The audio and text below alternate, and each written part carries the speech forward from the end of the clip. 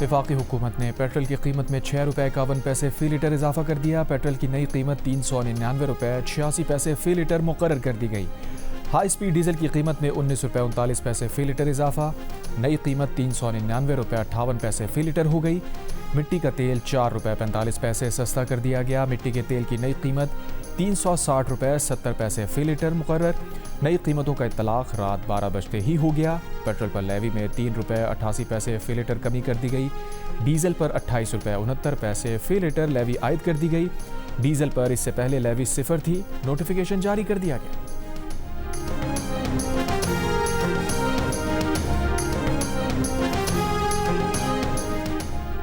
وزیر اعظم شہباز شریف نے motor cycle مالکان پبلک اور گوڈز ٹرانسپورٹ کے لیے سبسڈی کی مدت میں 1 ماہ کی توسیع کر دی۔ وزیر اعظم کی بسوں اور مال بردار گاڑیوں کے کرایوں میں اضافہ روکنے کی بھی ہدایت۔ کہا عوامی ریلیف کے اقدامات کی مؤثر نگرانی یقینی بنائی جائے تاکہ ان کے فوائد براہ راست مستحق افراد تک پہنچ سکیں۔ ان حالات میں جس قدر ممکن ہو سکا عوام کو ریلیف فراہم کرتے رہیں گے۔ عام آدمی کو ریلیف فراہم کرنا حکومت کی اولین ترجیح رہے گی۔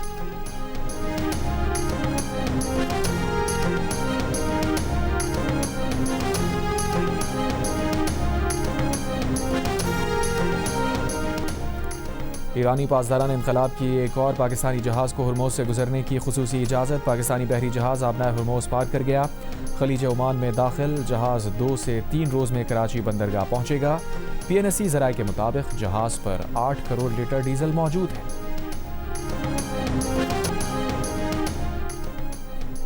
ایرانی پاسداران انقلاب کی ایک اور پاکستانی جہاز کو ہرموز سے گزرنے کی خصوصی اجازت۔ پاکستانی بحری جہاز آبنائے ہرموز پار کر گیا۔ خلیج عمان میں داخل جہاز 2 سے 3 روز میں کراچی بندرگاہ پہنچے گا۔ PNSE ذرائع کے مطابق جہاز پر 8 کروڑ لیٹر ڈیزل موجود ہے۔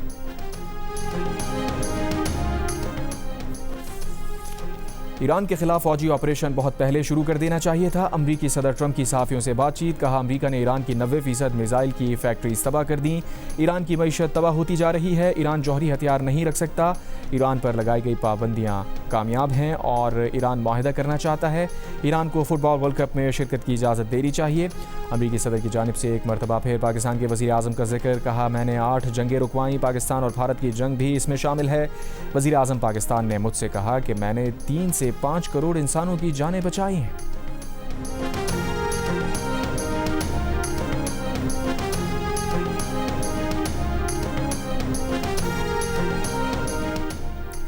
ایٹمی پروگرام کا ویسے ہی دفاع کریں گے جیسے اپنی زمین، اپنے پانیوں اور اپنی سرحدوں کا دفاع کرتے ہیں۔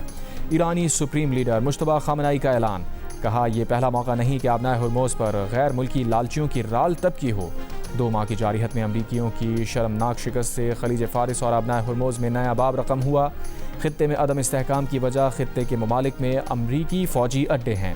یہ ٹھکانے تو خود کو ہی محفوظ نہیں رکھ پائے، ان ملکوں کو کیا محفوظ رکھیں گے؟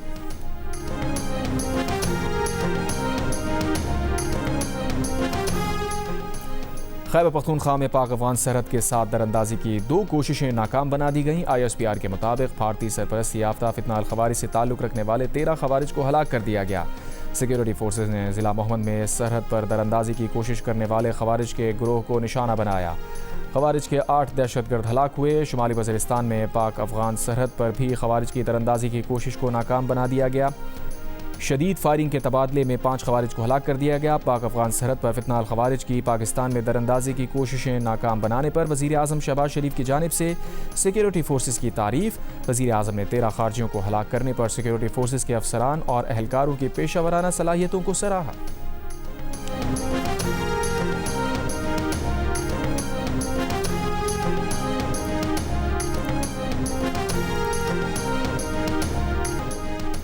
پارلیمان نے اپنا اختیار استعمال کر کے آئینی ترمیم کی، کسی کو اعتراض نہیں ہونا چاہیے۔ پاکستان بار کونسل کے وائس چیئرمین مسعود چشتی کی عہدیداروں کے ہمراہ پریس کانفرنس۔ کہا جوڈیشل کمیشن ایک آئینی شق کے تحت بنایا گیا ہے۔ پاکستان بار کونسل ججز ٹرانسفر کے معاملے پر سیاست نہیں کرنے دیں گے۔ سول جج کا لاہور سے رحیم یار خان ٹرانسفر ہو جاتا ہے، کیا کبھی سول جج نے کہا وہ گھر سے دور نہیں جائے گا؟ اسلام آباد کے ججز کو بھی دیگر علاقوں میں جا کر کام کرنا چاہیے۔ یہ تاثر غلط ہے کہ ٹرانسفر کا مقصد عدالتی فیصلوں پر اثر انداز ہونا ہے۔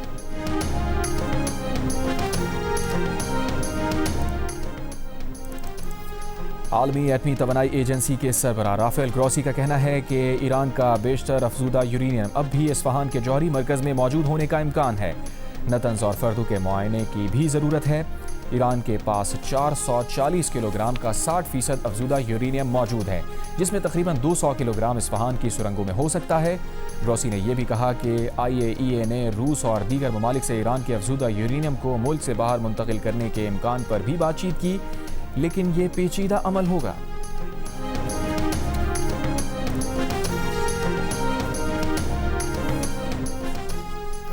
اب نئے ہرموز کھلوانے کے لیے امریکہ نیا عالمی اتحاد بنانے کے لیے سرگرم۔ امریکی محکمہ خارجہ کا دنیا بھر میں امریکی سفارت خانوں کو پیغام۔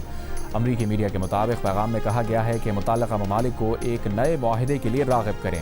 نئے معاہدے کا نام میری ٹائم فریڈم کنسٹرکٹ رکھا گیا ہے۔ ٹرمپ چند ہفتے قبل دعویٰ کر چکے ہیں کہ ہرموز مکمل طور پر کھلی اور کاروبار کے لیے تیار ہے۔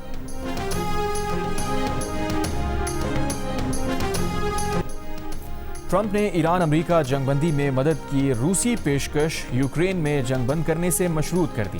کہا ایران کے ساتھ فون پر مذاکرات جاری ہیں۔ روسی صدر پوتن سے بھی ایران اور یوکرین کے معاملے پر فون پر بات چیت ہوئی ہے۔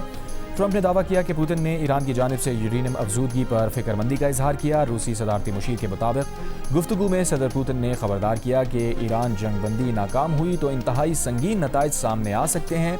ایران کے خلاف کسی بھی زمینی فوجی کارروائی کو ناقابل قبول اور خطرناک سمجھا جائے گا۔ صدر ٹرمپ سے 1.5 گھنٹے سے زائد جاری رہنے والی ٹیلی فونک گفتگو میں پوتن نے 9 مئی کو یوکرین سے جنگ بند کرنے کی پیشکش بھی کر دی۔ 9 مئی کو روس نازی جرمنی پر سوویت یونین کی فتح کا دن مناتا ہے۔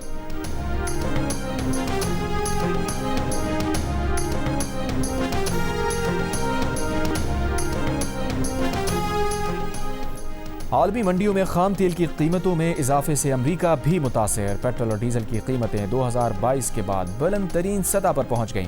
امریکہ میں پیٹرول کی اوسط قیمت 8 سینٹ اضافے کے بعد $4.30 فی گیلن ہو گئی۔ ڈیزل کی اوسط قیمت $5.50 فی گیلن دیکھی گئی۔ امریکی جریدے کے مطابق ایران جنگ کے بعد سے ڈیزل کی قیمتوں میں 46% اضافہ ہوا، جبکہ امریکی ڈرائیورز کے اخراجات بھی 44% بڑھ گئے۔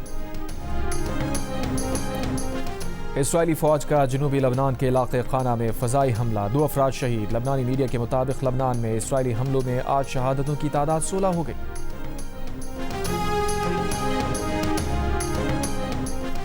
اسرائیل کا غزہ کے لیے امدادی قافلے میں گرفتار غزہ فلوٹیلا ارکان کو یونان بھیجنے کا فیصلہ۔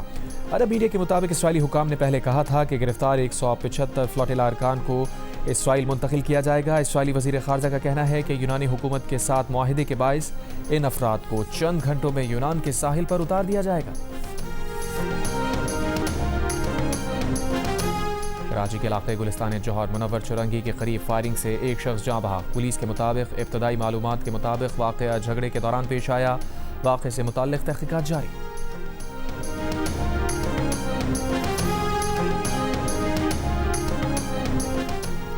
اور HPL PSL کے دوسرے ایلیمنیٹر میں پہلی بار شرکت کرنے والی حیدرآباد کنگز بینک کا مقابلہ 3 بار کی چیمپئن اسلام آباد یونائیٹڈ سے ہوگا۔